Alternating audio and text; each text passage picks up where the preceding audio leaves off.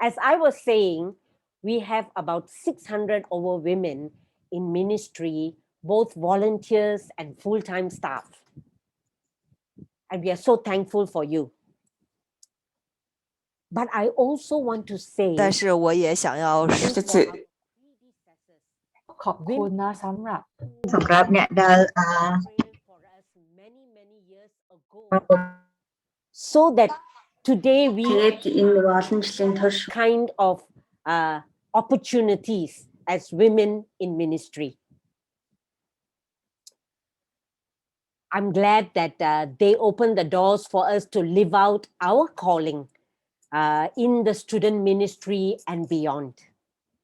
Thank you, staff workers. Thank you, volunteers.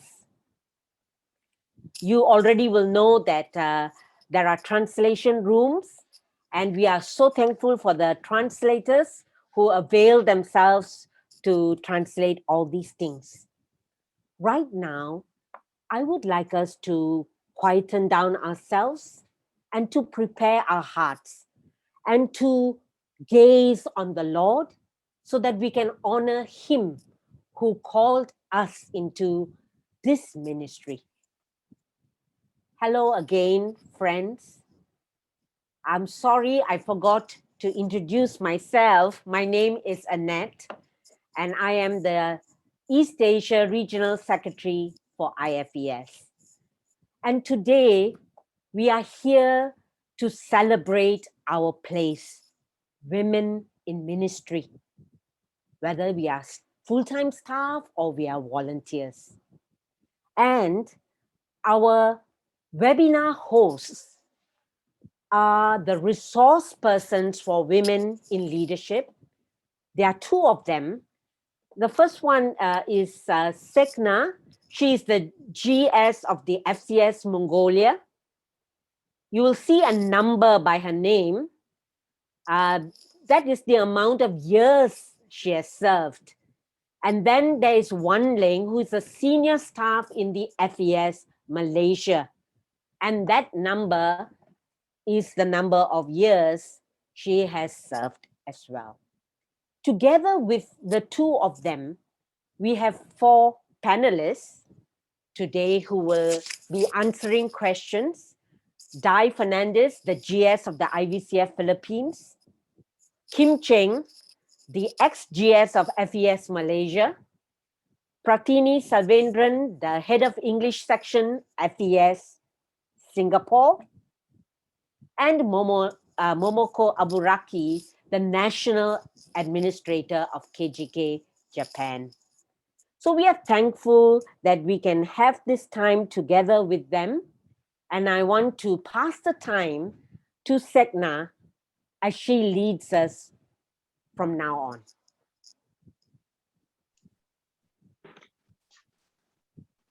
Hello, ladies, beautiful ladies inside and outside.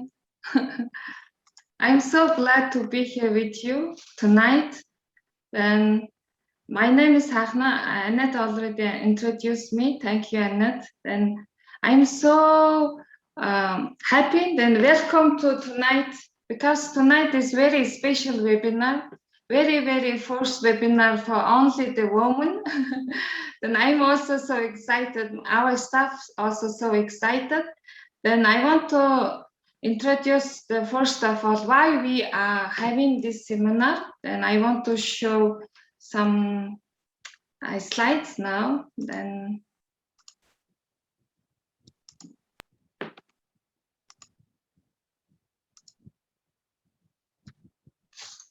okay. Then today we are why we are here. We are safe space for listening each other, the sharing each other, encouraging each other. Also, we are fellowship together as a woman in ministry, journey together, learning together. And we have many kind of staff, the senior staff, the junior staff. We can learn from each other.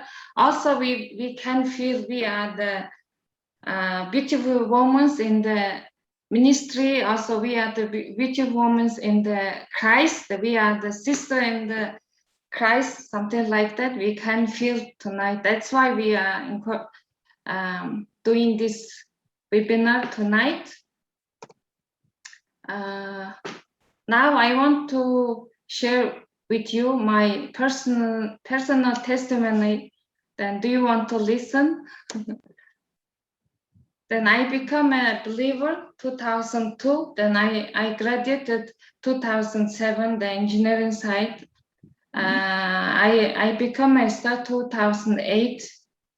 Then after I graduation, I worked my engineering side, and during that time I didn't feel the joy. That's why I asked from God, what will I do? Then please tell me. Then if you tell me your desire, I will follow you.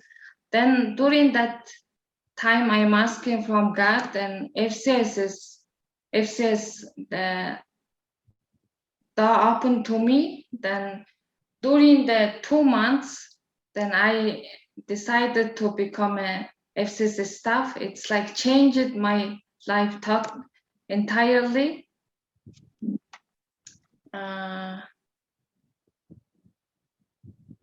Then I want to encourage you guys tonight. Then remember, then when you received your calling, then I always check in my inside. And when God called me, then what kind of heart inside me? Then tonight I want to ask you: do you still have that passionate heart in your heart? Just check. Then I was so nervous. I was so overjoyed to beginning ministry 2008. Then when I started the ministry, they gave me the moment gave me the 4 students. Then in the 4 years, 我了很多机会去参与不同的活动。大好きでした。学生と喋ったり ใช้เวลากับนัก It was กลุ่มปีเล่นเกมជាមួយ but other side there's some problems because in Mongolia the situation тийм гоё байсан ч гэсэн Монголын нөхцөл байдлаас болоод бүтэн цаг яаж my family and my classmates, my relatives, they didn't understand me. Then they discouraged me. They unsupported me. Some of them, they made fun on me. Then, but I realized that I didn't have any regrets joining to IFES, and I felt that I was on the right road, even though there are many discouraging around me. Then after that, I also, after 4 years, I found like 2 things. The discipling others was more difficult than I thought. Then also it's like very hurtful. Some will turn away from God, because beginning I thought like all the people, when I share the gospel, they going to follow the God, but after 2 years, after 3 years, they run away from God. That feeling has very discouraged me. That's why I was so empty. I was so tired. And I also checked myself. But if they will not follow the Jesus, what I am going to hear, something like that. Then I was very confused. I'm going to continue in IFES or not. The same time, the other hand, the IFES board members say to me, then they said, you're going to become a GS. We want to appoint you. But I was so shocked, and I was so angry and frustrated. It is like, I want to run away. And then I said, no, I prefer to work with students instead of admin work. No. I didn't have a confidence that I would be able to do it. No. Being GS is the huge responsibility, because I'm not the really responsibility people. That's why I want to run away. Then during that time, also the FCS gave me the you need the rest. You can have some rest the other country or inside the country, but I choose to go to Philippines. 6 months, then I had a very good rest and good time in the Philippines. I met many good friends and many good connections. Then I also met God spiritually, and I so encouraged there. Then when I was the Philippines, then God told me very specifically through the mission conference. Then God reminded me Isaiah 61 again. Then God reminded me that my calling again. That time I was trusted and I want to obey God, because before I came to Philippines, I was so tired. I'm going to back my work, something like that. Then that time I told God, here I am, then use me, my life is yours. Then I came back. I left the Philippines, refreshed, and come back to IFES. Then even though I come back to IFES, I am still struggling. The board members is still appointing me to be GS. Then I'm still angry. I don't want to be GS. But one day I went to the church. Then some people in the stage, he said, like, someone here is struggling against God's calling. God himself appointed you, not someone else. God is the one who chose you, so accept your calling. That time I understood that God is talking with me. Then during that time, that moment, I really embracing my calling. Then this feeling is very good, and totally that time my attitude is everything is changed. Then I found the peace and assurance that God is the one doing the work, and I fully embraced his calling. Then I understood that thing is God called us out of our comfort zone, and sometimes we try to run away because of our weaknesses. Then in the Bible also said that God chose the foolish things of the world to shame the wise. God chose the weak things of the world to shame the strong.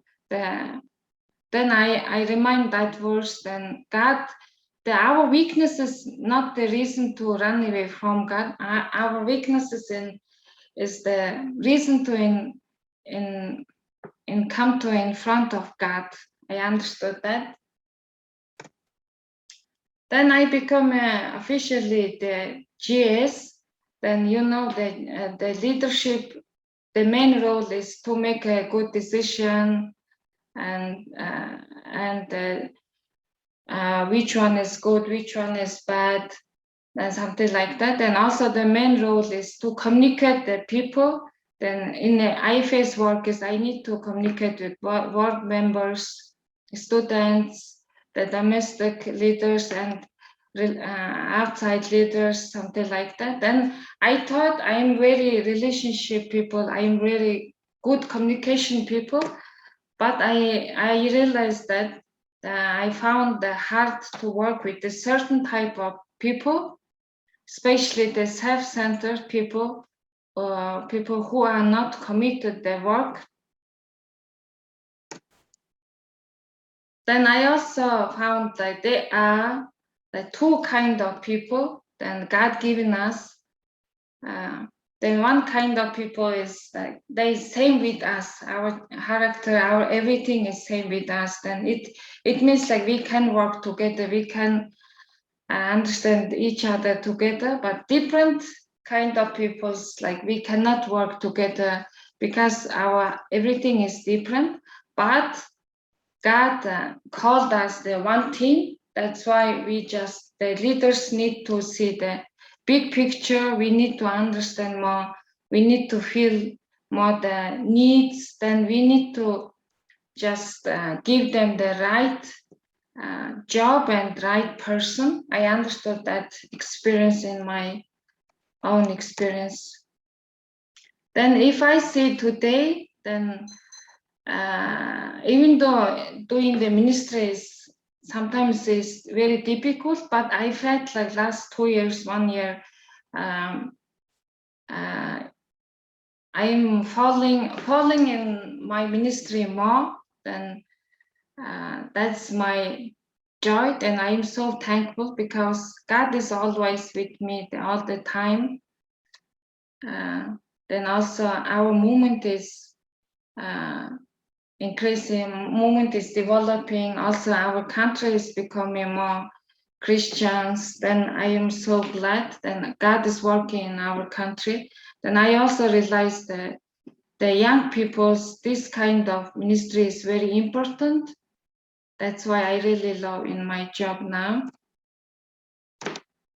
Then I want to say today, even though we have struggles and tears, angers, feeling insufficiency, but God never left us, and He always journeying with our side.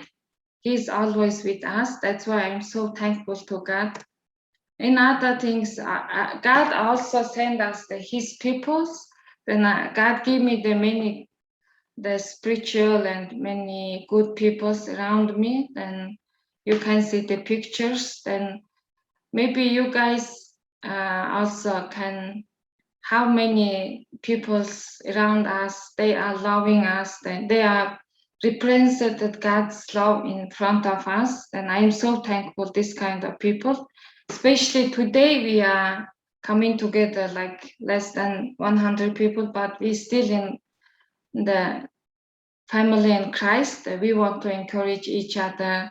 That's why we are celebrating this place.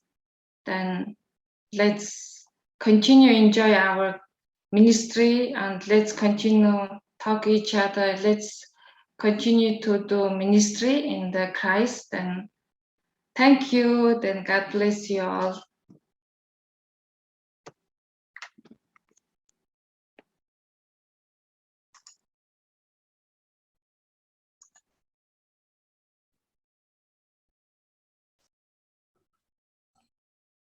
Hi, everyone.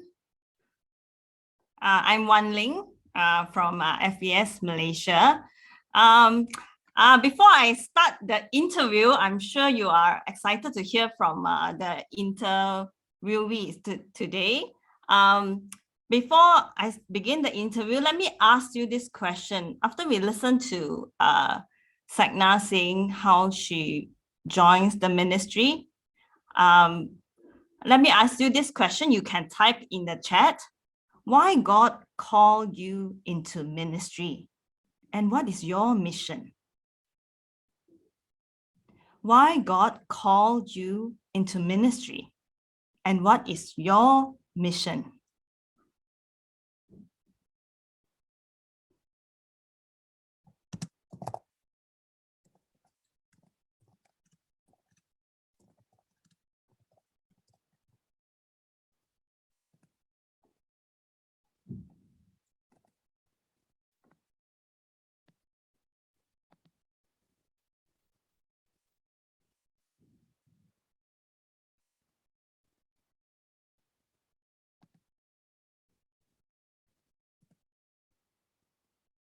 I've put the question into the chat box. Why God called you into ministry and what is your mission? You can take some time to write and then put it in the chat box and share with us.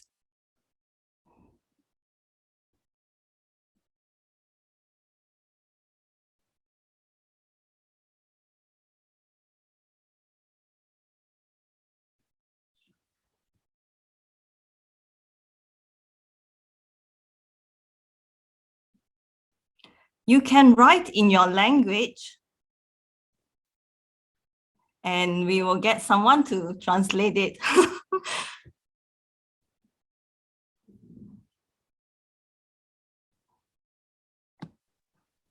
You want to read out some of it, Wan Ling? Okay. To journey with those at a very strategic time of their life, that they may wrestle with God and their faith and find Him.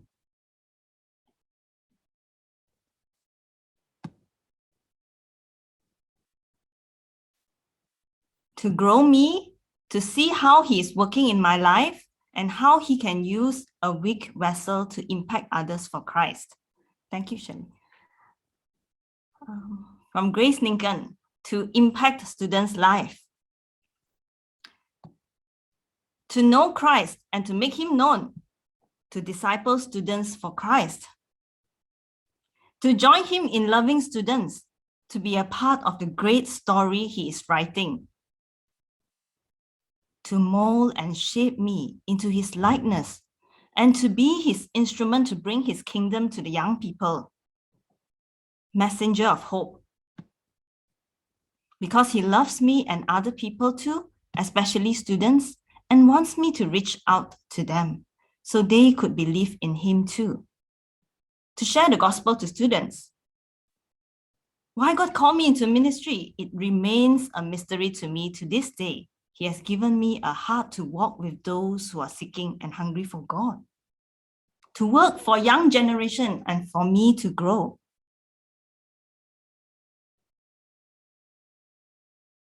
I got from World Assembly 2019.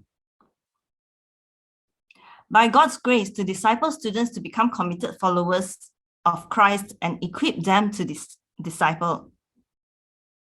I think God wants me to reach students to prepare them for our country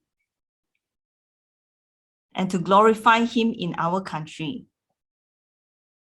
To win souls, especially students, and make disciples for Christ. To expand God's kingdom, to bring more students to Jesus. Thank you, those who have responded. To be students and to tell them what God has done in my life. Thank you, all those who have responded. You can still continue to write. I will begin the interview. So the first part, I will be interviewing two of the GS. One is a former GS and one is the current GS, which is Dai Fernandez and also Dr. Law Kim Jing. You can spotlight them.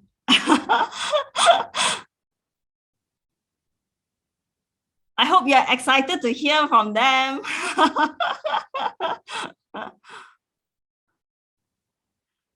Okay.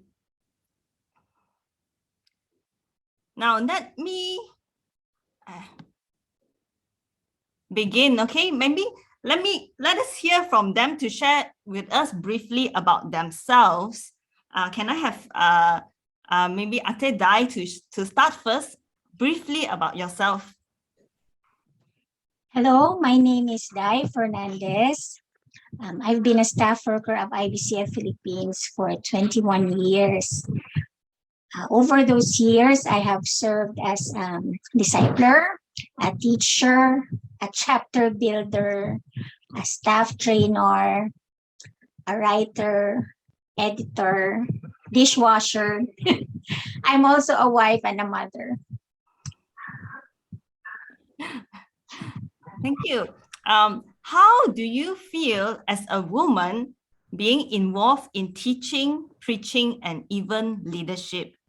And what are some of your challenges or struggles of being a GS or a woman staff? I feel privileged to be a woman leader because in IVCF Philippines in particular, and in our country as a whole, there are many women leaders, and our being a woman it's not a hindrance now. So women leaders are acknowledged, encouraged, and celebrated. Also, I have a daughter, so the fact that I'm a leader, I'm thankful that I can encourage her by example to be a leader. Still, in my own experience, there are times and places in our culture when women are not treated equitably as the men. So, for example, it takes longer for women to take places of leadership than the men. It's as if we have to do more work or to prove ourselves more than the men in order to get to the same assignment. So there are still places and occasions when it can be a challenge to overcome. But generally, in where I am, where I serve, women leaders are celebrated. Thank you. Kim Cheng, can you share with us briefly about yourself? Okay, my name is Kim Cheng from FES Malaysia. And as Annette has mentioned in the introduction, I have served for 29 years as a staff worker. What are some of my roles? I think globally and wherever we go, whenever we meet staff workers, we realize that many of us can identify with each other because we do similar things. Yeah, maybe our context is different and the intensity is different. The scope may be different. Yeah? But what I like to say is what I enjoy over the years in the different roles that I've played. 3 things I've highlighted for myself. One is I actually enjoy exploring scripture with students and with staff, especially evangelistic Bible studies, encounters with Jesus, and as well as exploring the Old Testament. This is something that is one of my first passion, which I will not let go whatever I do. Second one is working with students and staff, hearing their stories, discovering what God is doing in their lives. So whether locally or in other capacity, this is something I enjoy doing. The third one, which I enjoy, and is the challenge of taking something difficult and huge and making it simple, making it reachable, making it attainable. So whether it is from scripture or whether it is a task, a job, that is something that I enjoy. Yeah. Oh yes, you asked whether we are single or married. Yes. When I was younger, much younger, I thought about getting married and I wanted to have many children. In fact, I wanted 12. Okay. Wow, so a football team plus 1 spare. Okay. Now I'm 61 and I am happily single and I'm blessed with many nieces and nephews. Thank you. Yeah. Thank you, Kim Cheng. Kim Cheng, I continue with you. So what are some challenges or struggles being a woman as a GS?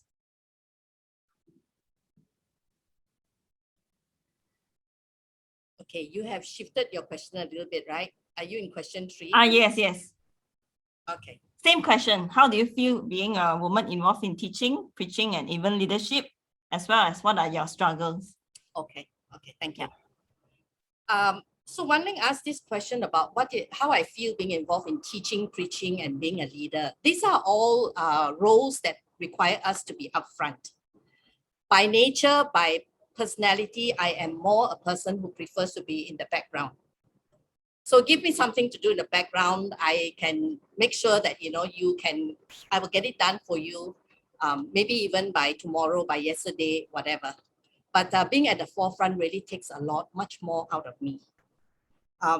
But because of being a staff worker, and then after that being a leader, the role requires me to take on jobs or responsibilities that is not in my natural preference. I do it because it's my job. But I also discover that God has not allowed me over the years to remain in the shadow and to remain in the background. He's always found opportunities to push me to the front. And in doing that as well, I find that he does give me the gifts and the capacity to teach and also to lead as well. So I feel that it is a blessing from him. Again, today, if you ask me, it's not my preference. But if I have to do it, I will. Thank you, Kim Cheng. Let me go back to Ate Dai. What are your fear of being a GS? And what are some dangers you need to watch out for as a woman boss? Okay. While I was thinking about this question, I do have a lot of fears, but they're not really so much related to my being a woman, just who I am as a person. But if there is one thing that I am concerned for as a woman leader at this time is if I consider our current scenario in the IVCF Philippines, women leaders outnumber the men. Okay, so for example, in our management team, in the national office, we only have one male leader and the rest are female. Of the 11 regional directors, only 4 are men. So I am concerned that we are developing a culture or a way of discipleship that may, be biased or may attract more female students and less male students. So I'm concerned that we are aware of that and that we will continue to develop as many men leaders as there are as women leaders. So yeah, it's the other balance that I'm concerned about now. Yeah.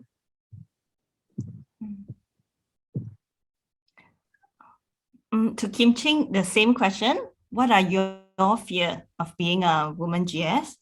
And what are some dangers you need to watch out for as a boss, as a GS? Okay, I wrote to Wan Ling and I said I consciously avoid having others call me a boss. Yeah. Because I think we are not bosses. Yeah. Okay, fears as a woman leader or as a GS, as a leader in general. Of course, on top of the list is the fear of failure. And what does failure mean for me when I was the GS? Letting the movement down. The second one is making the wrong decisions. And when I look back at my years as a leader for FES Malaysia, I can identify the places where I have made wrong decisions. I wish I could have done things differently. Another fear is when I look at the staff team and the vast needs of the staff team, the different gifts of different ones, the fear of not being able to inspire them or to lead them in the way that we need to move forward. So these were my fears when I was leading the movement. What are some dangers? I think as a woman leader or as a leader in general, I need to remember that I am a leader for the whole team. Just because I am a single woman, I don't just identify closest with single women. Everybody in the team requires my attention and leadership. So, and then the other one is sometimes I can fail as a leader to see that the team is so diverse and there are so many different needs, so many different gifts. If especially I'm so focused only on one area or one group of people. The third one for me, a danger is to watch out for my personal bias. Sometimes I may be more inclined towards certain issues or certain needs, and I may not be conscious of it when I'm leading the team or when I'm making decisions. The fourth one, blind spots. There are blind spots mainly because I can't see it, but it's so glaring to everybody. This is my blind spot. The last one for me, danger, is the need to do everything myself. I think as a leader, we need to know that it's okay to trust others, to value them, and to delegate responsibilities to others. I feel that for me, as a leader, there is a need to have a Nathan in my life. Like Nathan was to David, the prophet Nathan, someone who comes to him and who points out to him what is happening that is not okay. So we need Nathans in our life who are willing to do that, but they don't do that to tear us down. They do that in love, to help us. So we need Nathans in our life. We also need people who are our ears on the ground, because oftentimes our ministries are so vast and we don't know what's happening all the time everywhere. We need people who are willing to help us to know what's happening. And they are there, but they are not kind of like spying on fellow staff, you know, they are just helping us to know what really is going on. Thank you, Kim Ching. We know that Ate Dai is married and Kim Ching is single. We will hear a bit about this. So from Ate Dai, can you how do you balance between ministry and family? You're assuming I'm able to do it. So yes, it's always an effort to try to balance. But what has helped me is, number one, it's because I have a husband who believes in me and who wants me to succeed at both family and work. So because he's strong, I'm able to. That's the first thing that helps, right? Second is my husband and I, we apply to the family the same things that we do at work. So, like we have planning, right? We strategize, we lay out goals, and then we revisit goals and we schedule. So we do that with our family as well. So my husband and I would have a retreat and we'd talk about what's our goal for our family goals for this year, for us as a couple, for what values would we like to see with our daughter, financial goals and all that. And then we spell out, in order to reach those goals, what are the things that we have to build into our schedules, right? So the third thing is related to that. Because we've agreed on certain schedules, like because we wanted to grow as a worshiping family, we agreed that certain days in the week would be our worship night, that Sundays would be family times with family. So these things need to be treated as non-negotiable. I think in my earlier days, for example, if I'm trying to set up a meeting with other people, I treat those time blocks as movable, like, oh, it's just my family. And I'm sure they can adjust.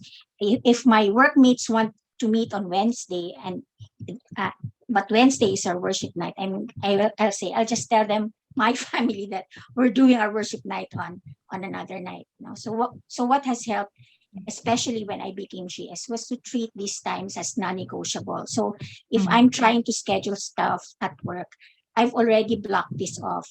These cannot be negotiable times. Of course, it's not always a hard and fast rule, but generally, those times that we've agreed would be for family. Those would be blocked off times. So yeah, having a partner who believes in me, wants me to succeed, exerting the same effort for family in terms of planning, goal setting, scheduling, and really treating those plans as non-negotiable, not secondary to work. Thank you. And for Kim Ching, what are some things you faced being a single woman in ministry? There was once upon a time, and I think that it still exists today. If you are single and you are female and you're in full-time ministry, something is wrong with you. So people still think like that sometimes. So, people ask, what's wrong with you? How come you can't get married? That kind of things, yeah. Loneliness is another issue because oftentimes society as well as the church is very pro-family. So it's sometimes hard, especially if there are not enough single young adults or single adults in the church. The third one is sometimes, because you are single, you have more time. You can take on more responsibility. You are expected to be available all the time. So these are some things. Okay, thank you to both of you. Do you need 1 minute breather Just 1 minute breather, and then we will go with the other two.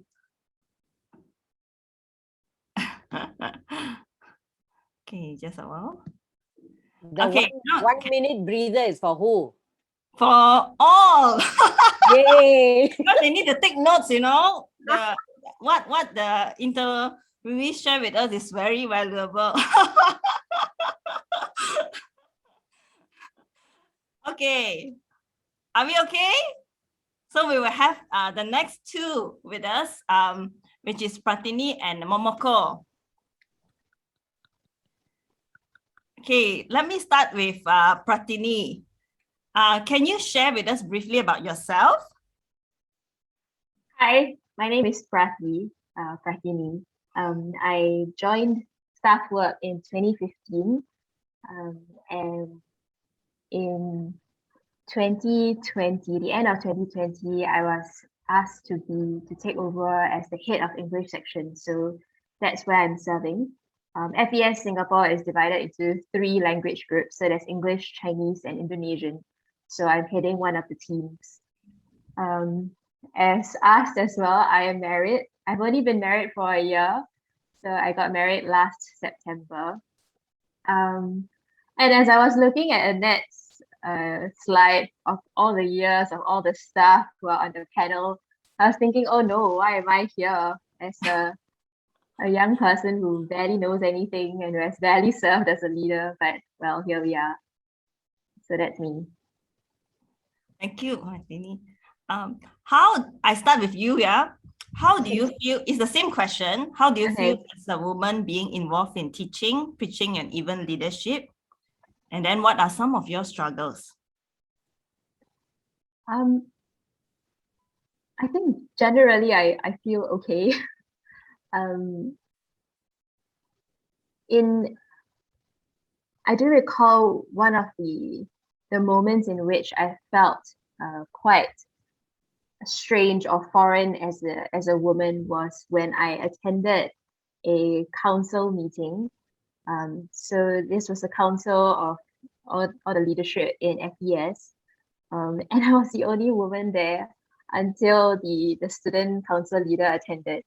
And that was the first moment that I felt quite othered as a woman. And then I complained to Lisman, who is here, about why there are no women in the council, and he took prompt action about that. I have faced resistance sometimes from certain students as to why I should be allowed to teach. These are generally students from more conservative backgrounds. And it's quite ironic as well, because I grew up as a Brethren girl in my church in Malaysia. So for me, it was also a process of coming to understand how to understand scripture in a particular way, or how I would make sense of what it means to have a voice and to have authority when I teach or preach or lead students. Yeah. I continue with you first. Okay, sure. So how comfortable are you being a leader, and how can you be yourself in ministry? Well, so I mean, that discomfort that I spoke about earlier was one moment of not being comfortable.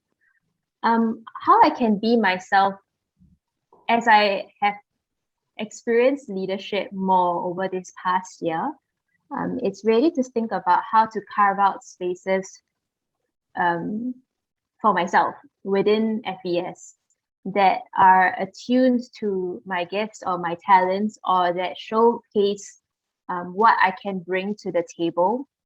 And that is actually how I have slowly been figuring out how to be myself, how to incorporate what I think is valuable for my team, and how to make my voice known to the rest of the leadership in FES as well.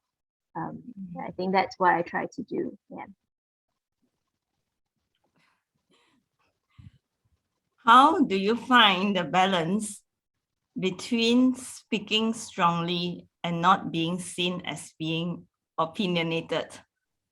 Yeah, I recall when you asked me this prior, right? How do I balance? I don't balance. I think in many ways I've become less apologetic for having opinions. I think I told you as well that when a man has opinions and he's confident, he's said to be confident, right? And a good leader. But when a woman is likewise, she seems to be assertive or aggressive, and unnecessarily combative. I think I become less apologetic for having opinions, but I suppose I hold that intention with the fact that I'm not trying to be combative. And so I do explain why I hold these opinions. I do try to make friends with the people whom I'm giving these opinions to, so that they understand where I'm coming from and why I'm saying these things in a particular way. And that's linked to one of my struggles in ministry, which is that I'm passionate about what I think, I'm passionate about the ministry, and I'm passionate about how I can contribute to it as well. Sometimes that passion is misunderstood as being overly emotional or not being calm and rational. But human beings are not calm and rational, even the men who pretend that they are. So I think that in being vocal about myself and in being openly vocal, I think I can encourage other people, other women also to be okay with this, to normalize this sort of behavior in the workplace. Yeah. Thank you. Now we want to hear from Momoko. Momoko, what is okay. The same question. What is the difficulty or challenge of being a woman leader in your context? Can I introduce myself first? Oh yeah. Yes. You skipped that question. Sorry. Okay, so yes, tell us briefly about yourself. Okay, so my name is Momoko. I'm from Japan, and I became a staff of KGK in April 2008. So this year is my 14th year working with KGK, and my second year as a leader of the admin team. I'm a national administrator. My role involves being responsible for administration and working as a member of the senior staff team of KGK. Day to day, I oversee the two other admin staff while looking after finance, personnel, and property management. And I have less contact with students, but I serve the student ministry through mentoring some female staff and managing the work in the office, and I'm single. Yeah. So about the question of difficulty and challenges, is that for me, I think there are two areas of challenge in my work. One is that there are no senior female roles for me to follow. And the second one is that I need to work mainly with male colleagues. And so to start off with the first one, at KGK, the admin office was officially created in 1990s. And there have never been a female administrator, national administrator until now, nor have there been a female working in administration for more than 10 years for me to learn from. So this has been a struggle for me. And moreover, even amongst the staff who have been working directly with students, there are not many who have more than 10 years experience. So this means that it is not easy for me to work out the direction for my future, or how to overcome the difficulties of different life stages from staff who have longer experience. And for the second thing, because of the nature of my work, I have worked closely with the GSs and the senior staff team over a long period of time. But the reality is that they are all male colleagues. And keeping up with the way and speed in which the male colleagues work while caring to preserve my female physical and mental stability is also a challenge. I'm often exhausted working in the same way as my male colleagues. And often I wish that I had another female member in the senior staff team that I was able to share work-related things with, especially those of sensitive matters. Yeah. Thank you, Momoko. So how can you be yourself as a leader? To be myself as a leader, I think it is important to know well about myself and make time in order to re-accept God's calling for me to be in this position, and also to reconfirm my identity. I have a tendency to become immersed in work and my needs kind of get left behind.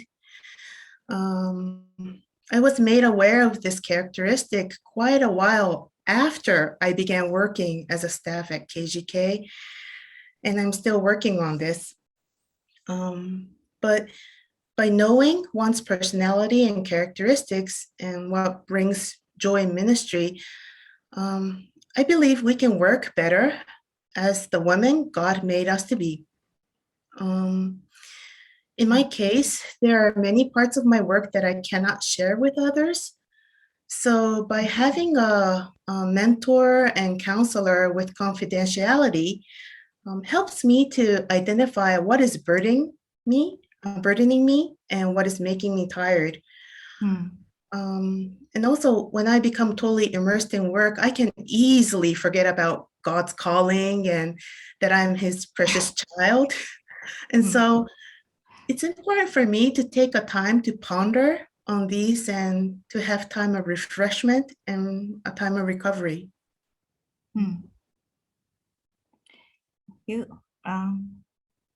What are some things you faced being a single woman in ministry? So the majority of the KGK staffs are married, and to remain and work as a single woman is in itself challenging.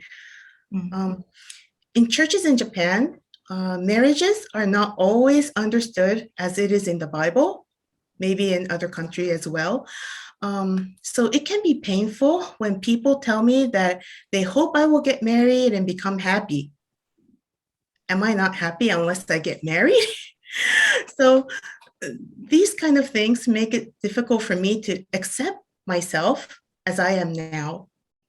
And talking about the male staff in particular, they talk often about their wives and children without seemingly aware of my status without a partner or children. So sometimes I feel like an outsider, and as my responsibility grows heavier, I do wish I also had a family to support me and a partner to pray with me.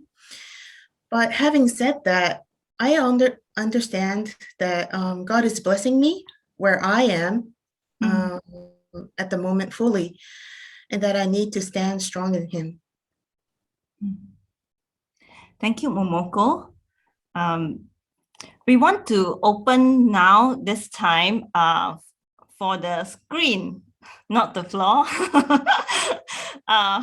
Open to the screen. If you have any questions to the speakers that you would want to ask, you can type your questions into the chat box.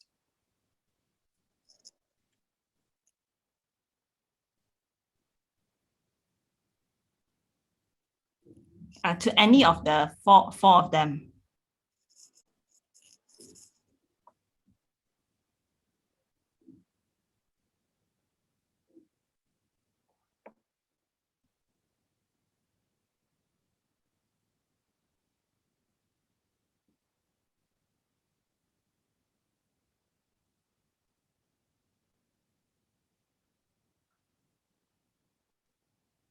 I'll just wait a while.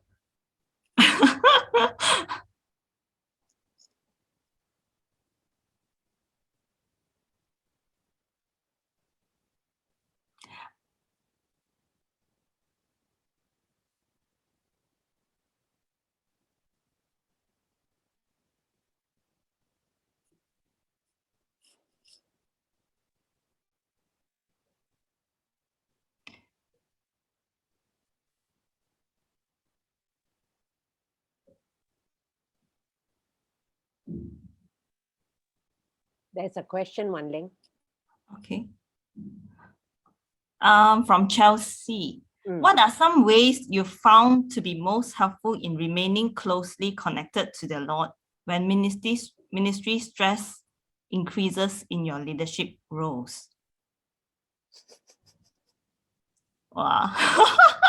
What are some ways you have found to be most helpful in remaining closely connected to the Lord when ministry stress increases in your leadership roles?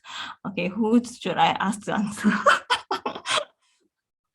Anyone of the four of you would like to answer this?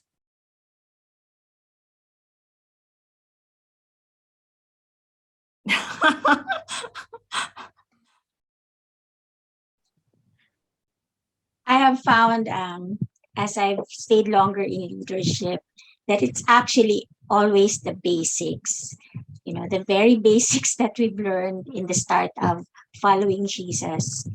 It's the same, but it requires more commitment to those basics. Like always keeping that time, your quiet times, your prayer times, to be committed to it, even though, your deadlines are in your face and they're uh, knocking and wanting to be paid attention to. So it's still the basics, but more commitment, because the pressure to let go, because there are things that are a lot of urgent stuff, it increases, right? And I've also found out that as the responsibilities increase, really just praying and trusting God. I have to pray more and trust more. So yeah. Thank you. Let's take another question. How did you overcome your lack of confidence when you were called to step up as a leader? Maybe I ask Pratini to answer this. You assume that I've overcome my lack of confidence. I think I'm still very much in the process of trying to understand what confidence really means and how to express confidence. So the leader that I took over, who was formerly the head of English section, is now the GS of Singapore. And he's a very remarkable and brilliant man. So understandably, when I stepped into his shoes, I felt like an idiot most of the time because I didn't know what I was supposed to do, and everyone kind of expects me to know what to do and how to lead the team, and the team is so diverse and full of personalities that it is still really a struggle. I talk to the GS a lot in articulating what I think, and he helps me to think more clearly in many ways. So I think talking to people who are more senior helps. I also talk a lot to Lisman. I read a lot, read to expand my knowledge of what is management, read to expand my knowledge of what makes a good leader, and read scripture to be sensitive to how leadership is expressed in the variety of ways in scripture. And I think I'm truly trying to cultivate the skill of listening and being open to different ways of viewing ministry, not to think that the particular way I think ministry should be carried out is the right way. And in many ways, when I listen and open and am willing to change, I find that makes me more confident because I no longer feel like this plan didn't succeed. I feel more like, okay, this is something that I've experimented on, and now I have learned this about this plan, and I will do something differently in future. So it's not really like a failure or a success. It's just an experiment, a great adventure that I am learning more and more about. I say this very ideally, okay. There's many times where I feel like a failure, but it is the journey. Yeah. Yeah, thank you. It's the journey. Yeah. Let me move on to the question from Jonah. What was your dream career if you were not ministry staff worker? Who should I ask this? Actually, you all can answer. What was your dream? Okay, I can answer. I can. Wan Lei, how about answering yourself? I cannot answer. I don't know. Because I want to become a full-time staff worker. Yeah. I didn't want to be a full-time staff worker. Actually, I never wanted to be. My dream career was actually to go back to Malaysia and serve in conservation. So I'm very passionate about forest conservation. That's what I wanted to do. Yeah. Okay, the other three are you? You want to say if you're... It wasn't my dream career, but I used to work in a law firm as a paralegal. So my plan was to stay there long enough to take more responsibility in the law area. But somehow I'm here.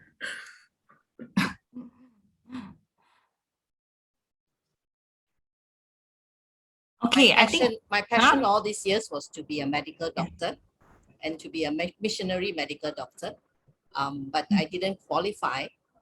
And then when I was studying dentistry, I actually thought about opening a home for children. Yeah. Ate Dai, what about you? I would have been statistician. Wow.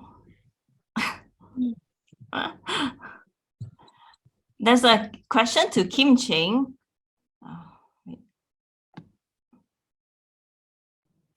Yes. Yeah, Kim Ching can read, right? Yes. How do I respond to those who ask, why are you not married and what's wrong with you? There are still people asking this question, okay? Let me be honest with you, at 61, I don't want to get married. I am happy where I am, and I think I don't want to have to take on the responsibility of caring for another family. Yeah, I see that God has called me to where He wants me to be. I think that when I was thinking about joining FES, I had to make a decision. Do I want to get married, or do I? Is marriage first, or is it calling first? And I realized that I had a burning passion to serve God, and that His calling was really something that was burning in my heart. And so then I had to say no to the men who wanted a wife, but would not support someone who has a calling to full-time ministry. So what Dai has, for example, what she shared about what her husband supports in her, I think this is something that I would look for. Yeah. So because they only wanted a wife and a mother for their children, not someone with a calling to full-time, I had to say no. And I'm comfortable with my choice. Yeah. So first and foremost, I need to be comfortable and know that what my calling is, what God has called me to. And it is to serve Him, not to get married.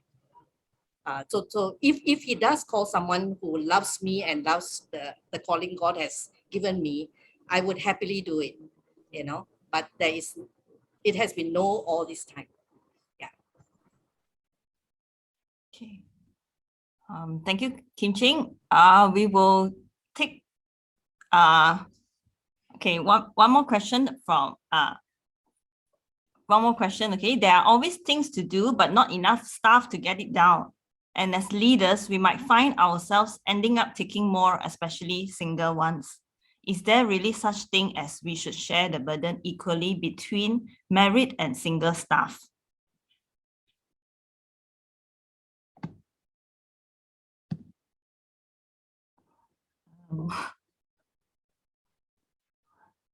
Tai, would you like to answer that? Yeah.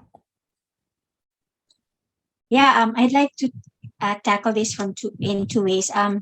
By example, we have the Kawayan camp, right? And that's a month-long camp, before the pandemic. And at one point, it became a concern about um, the workload, and how long, because it was a 28-day camp. The expectation is that the staff would, spend the whole straight 28 days at camp, right? This wasn't a problem when the married staff were both staff, so they would be at the camp with their children. So that wasn't a concern. It became a concern when we had more married staff whose spouses were not on staff. So, it's a strain on their marriage to be apart for 28 days, right? So what happened was the staff had a conversation about this load. So it's, how it affects, how the single staff feel about having to stay for 28 days.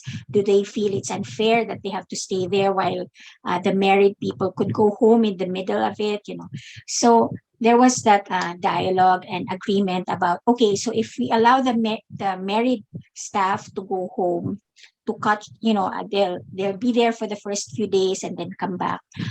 What's the take for the single staff? So I think it has to be a conversation between the single staff and the married staff when it comes to this workload. The other thing actually that came to my mind, the first part of the question, I'm not sure if it's still true in some of your movements, but when I was younger, I observed this, that when things become, heavier than planned, it's the women who will take up the slack rather than the men. And it's almost like everyone assumes the women will take up the slack. So at one point we were having this discussion, and we wanted to test, is this hypothesis true or not? So what my female co-staff and I did was, let's agree at the next meal that there would be no assigned dishwashers, and then we'll just get up and we'll see who will take the dishwashing. And it's like we finished the meal, and then our co-staff, they all stood up like there was an expectation that, oh, they'll wash the dishes, but this was a long time ago, right? It's, though it does still happen, like an expectation that when there's more work that's not expected, the women will take up the slack. Thank you. We will stop here from questions, and we will take a 5 minutes toilet break, and then please come back after 5 minutes. I hope you're back. Maybe after listening to the four speakers, I'm really very thankful to have the four of them share with us today their experiences. Maybe what are some things resonated with you as you listen to the speakers? Maybe you can type in the chat. I mean, some of your responses after listening to the speakers.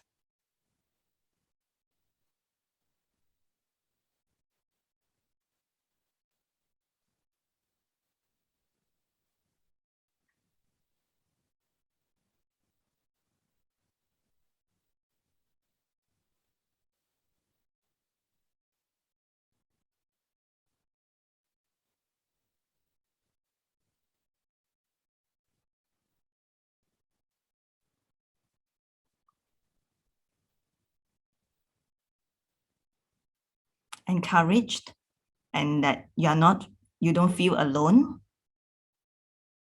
Thank you.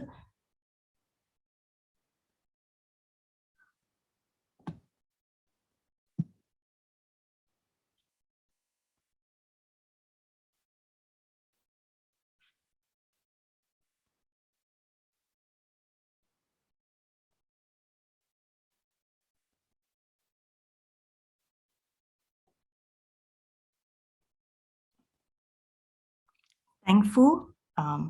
It helps to be candid about struggles and joys among women.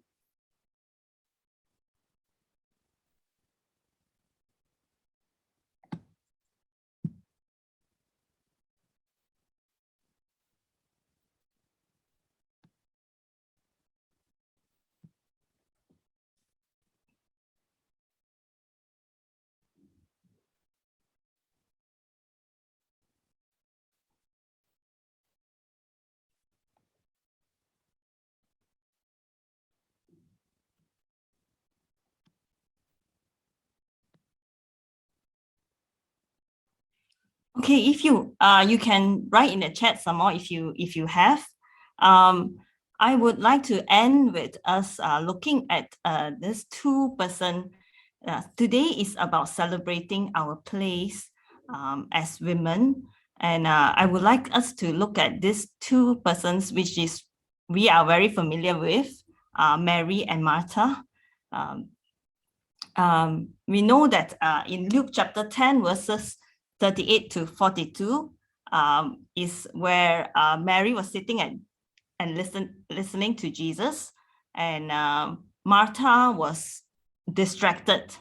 We know this story, and I would like to briefly say what Mary celebrate. So how I see Mary celebrating her place was this: she takes on the posture of a disciple by sitting at the Lord's feet, listening to what he says. This is the posture of a disciple. Now, Judaism did not forbid women to be instructed by the law, but it was unusual for a rabbi to lower himself to do so. It is also shocking to Jewish men, the disciples, for a woman to take this initiative in this position. For rabbis do not have female disciples. And so this is how I see Mary celebrating her place by taking on this position, by sitting at the Lord's feet, listening to him, totally devoted to Jesus, just wanting to be with Jesus, wanting to learn from him, wanting to just enjoy his presence. And she actually stepped out of her cultural expectations to do that.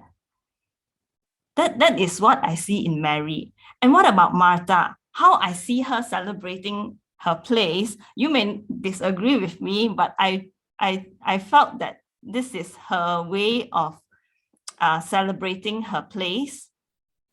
She is free to be herself.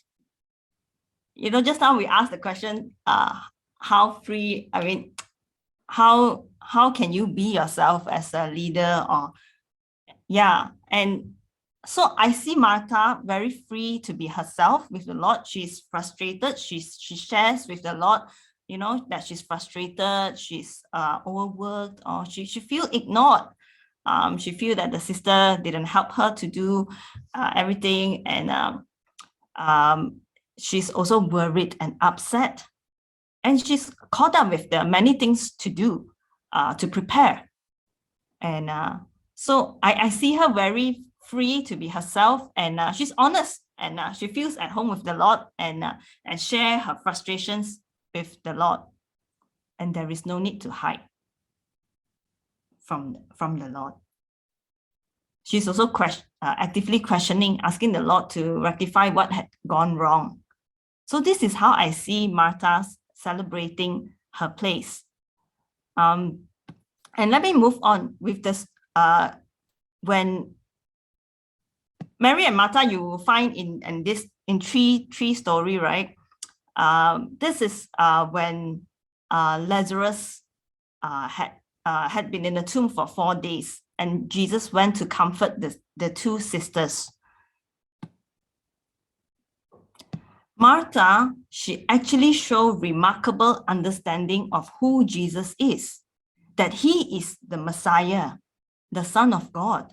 In her conversation with Jesus, when Jesus comes to comfort her, she actually showed a very remarkable understanding of who Jesus is. So I see this as how she celebrates her place by showing this. And for Mary, she celebrates her place. I see it as she fell at the Lord's feet and she wept, showing her sorrow to the Lord who loves her. I think when we are comfortable, when we know that someone knows us, and we can really cry out, yeah, and weep what we are really grieving. And so I see that is how Mary is celebrating her place with the Lord. Yeah. And the next slide is where Jesus raises Lazarus from the dead. Let me just read this part. Verse 38 to 40. Jesus, once more deeply moved, came to the tomb. It was a cave with the stone laid across the entrance. "Take away the stone," he said. "But Lord, by this time there is a bad odor, for he has been there 4 days." So actually Martha sort of stop Jesus, don't open, because there will be a smell coming out, because Lazarus has already been in a tomb for 4 days.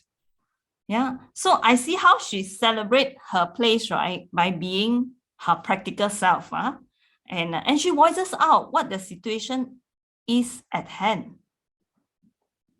Yeah, and lastly, I want to look at Mary in how she honors the Lord, how she celebrates her place by honoring the Lord, by pouring an expensive perfume on the Lord's feet. She shows her deepest feeling of love and devotion to the Lord, a generous gift to the Lord, for the perfume is worth a year's wages. Now, a woman unbinding their hair was regarded as not appropriate, but she braved the social disapproval and ignored the criticisms, and doing this by pouring perfume on the Lord's feet. And she honors the Lord at the right time in this dinner that was given especially in Jesus' honor. So I see, and I want to conclude with this: the Lord celebrates both sisters and their places. He affirms Mary that she has chosen what is better and it will not be taken away from her. That was in the Luke chapter 10 just now. And he speaks up for Mary when people criticizes her, when she was pouring the perfume on the Lord's feet, and he speaks up for Mary. Yeah, and he affirms her being, her attitude, her heart, her devotion, her love, her commitment, and her lavishness and extravagance, how she poured the gift to honor the Lord. So Jesus celebrates Mary by affirming her. And he also celebrates Martha by expanding her perspective. He helps her to process what is really taking place in her heart and invited her to consider Mary's choice. And he also invites her to reshape her hope radically from what she understands to expand it more. Yeah. So to reshape her hope radically and show her what the power of God can do. I'm really glad that we can listen to the four of them sharing with us. And I'm sure because we are all staff workers, we also have our own share of struggles and challenges that we faced. But I want to say this, the Lord actually celebrates us, who we are, where we are placed, and I hope that we will celebrate our place, being ourselves, living out our calling, and live for the will of God. Thank you.